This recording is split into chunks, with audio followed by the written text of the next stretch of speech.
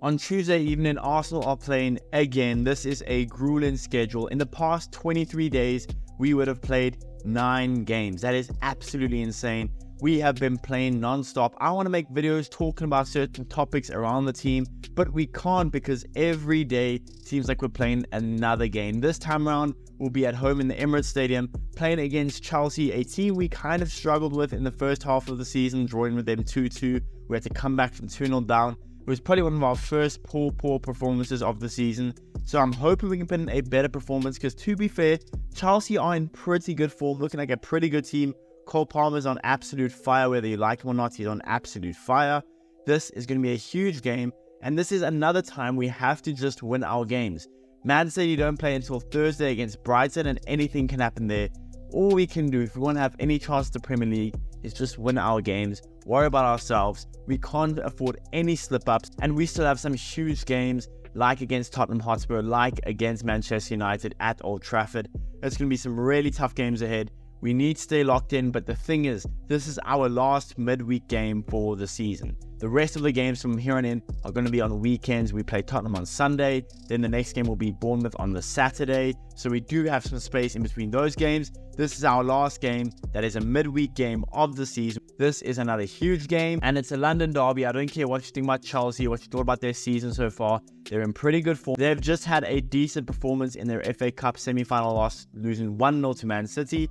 But they are in decent form. They've looked really good in recent times.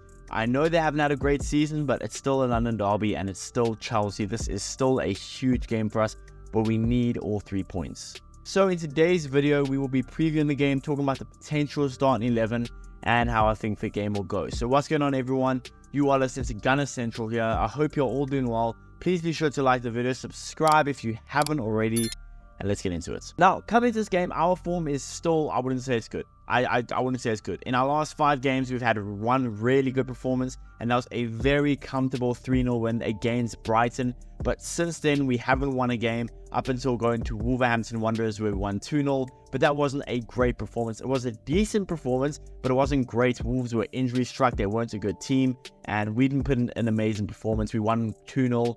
Could have been 1-0 until the last minute when Odegaard scored. We are not in great form, right? I know that. Chelsea, on the other hand, are in pretty decent form. They've only lost 1 in their last 5. They have won 2 of their last 5, but one of those wins is a 6-0 win against Everton. And the one loss they have had was losing 1-0 to Man City, and there's no shame in that. It was a decent performance in Wembley Stadium. Nicholas Jackson had more than enough chances to win the game for Chelsea. They didn't get a draw, but obviously they didn't get the rub of the green. Chelsea are a good team. They are, and Cole Palmer is a top scorer in the Premier League for a reason. Yes, he scored 14 penalty goals this season, or whatever the case is, but that is still a skill in itself. There's a reason why teams have set penalty takers, because it's a hard thing to do. Cole Palmer has never missed a penalty in his professional career. Chelsea as well have the most penalties given to any other team in the Premier League. Chelsea are number 1 in that. So we need to be very wary to not concede a penalty. It is crucial to us, because if we concede a penalty, it's as good as a goal with Cole Palmer taking them. There's no chance David Raya saves that. Although, when I do the post-match reaction, if I come on here and say that that was a horrible prediction because Raya saved the penalty, I'll be happy with that. I'm not scared to be wrong, don't worry. But yeah, Cole Palmer, we can't afford him to give him any penalties. But outside of scoring penalties, Cole Palmer's still a really good player and a very good goal scorer. He's very good in the final third, a good assist maker as well. We need to be very wary of Cole Palmer. And honestly, the CDM and the centre backs between Gabriel Saliba and, I don't know, Thomas Partey or Jorginho or Rice, whoever's at CDM, they need to be clued in. They need to keep communicating, because we can't afford Cole Palmer to have any clear-cut chances. He's their danger man for a reason. We need to keep him quiet. If we can keep Cole Palmer quiet, we have a good chance of keeping a clean sheet.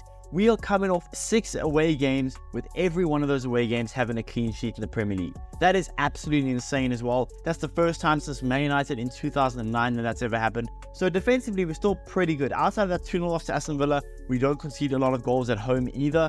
So we are really good defensively. So all we need to do against Chelsea, in my opinion, is stay very clued in on what Raheem Sterling is doing, on what Cole Palmer is doing. And believe it or not, I don't want to give Nicholas Jackson any chances, because he might have one of those days where he just can't miss, and we don't afford that either. We need to stay locked in for this game. It's not going to be an easy game. We thought it would be an easy game when we went to Stamford Bridge. A lot of Arsenal fans thought it would be. I knew it wouldn't be. A lot of Arsenal fans thought, oh, it's going to be easy 2-3-0 win. We ended up drawing 2-2 because we had to have a late comeback. We can't afford that. We need to win every game from here on in. This game against Chelsea, I know it's a derby. I know they're in good form. But we can't afford a loss. We simply can't afford a loss. Now, going on to injuries and suspensions. Again, Arsenal's only confirmed injury is the fact that Jurrien Timber is out. Now, against Wolves, Tomiyasu didn't play, but I believe that was kind of precautionary. So I'm hoping Tomiyasu will be fit for Chelsea because I might put him in my starting 11. I don't know.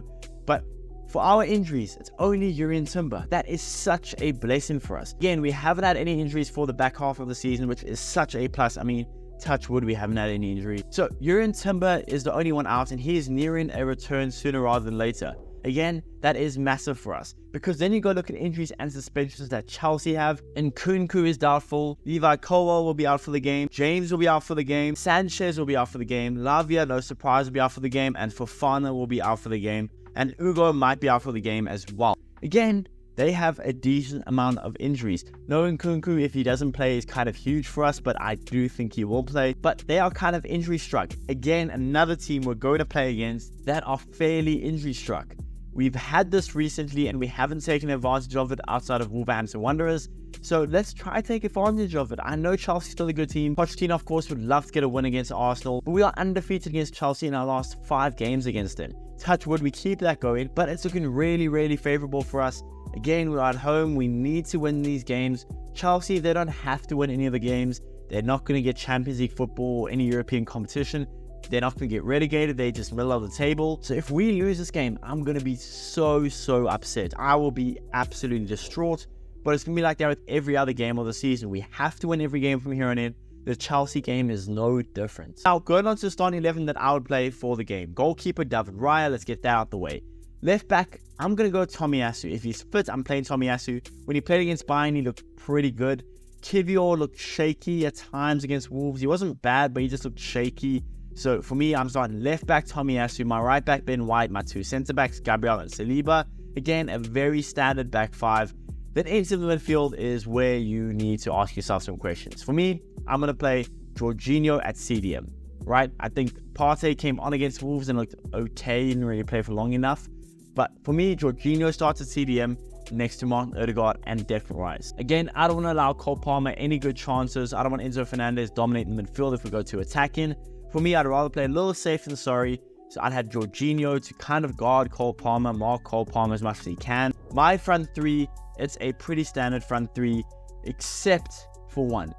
A lot of people want Trossard to start, and I get it. But for me, I want Gabriel Martinelli to start. I think Gabriel Martinelli's pace, his directness, will be very crucial against Chelsea. Although, I wouldn't mind if Trossard does start. But the fact that he starts against Wolves makes me think Martinelli starts this game. And then right wing, there's no surprise here. Bukayo Saka, a much better performance against Wolves than we saw against Bayern. So there's that, of course. I'd like to see him get on the score sheet again because I don't know when last I've seen that. And at striker, no Gabby Jesus. Please, Mikal. Just put Kai Havertz there. He's our best striker, surprisingly. He's our best hold-up striker. And he's arguably our best finisher as a striker. There is Nketiah, but Nketiah's just, he's not our level, is he? So for me, Kai Havertz has to start up front. I don't want Kai Havertz in midfield. Not that he's bad in midfield, but he's a much better striker than he is a midfielder. So for me, up top, Kai Havertz.